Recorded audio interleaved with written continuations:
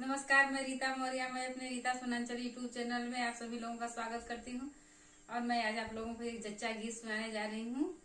आप लोगों को कैसा लगा हमें कमेंट में करके बताइए और हमारे चैनल को अधिक से अधिक शेयर और सब्सक्राइब करिए।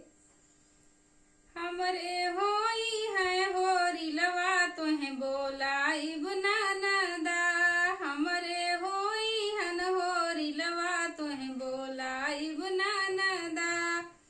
ससुरु जी से अर्ज कर गुब्बारावा मंगाई लेब, ससुरु जी से अर्ज कर गुब्बारावा मंगाई लेब।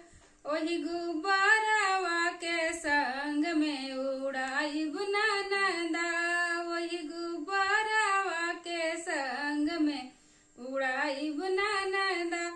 हमरे होई है होरी लवा तोहें बोलाई बुनानदा।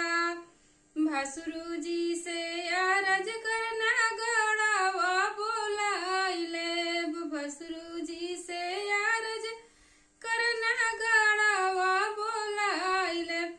ओही नगाड़ावा के धुन पर बजाई बुनानदा, ओही नगाड़ावा के धुन पर बजाई बुनानदा।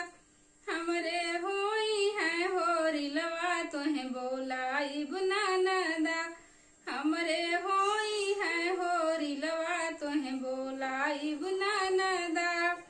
देवर जी से अर्ज करही जाड़ावा बोलाई लेब, देवर जी से अर्ज करही जाड़ावा बोलाई लेब।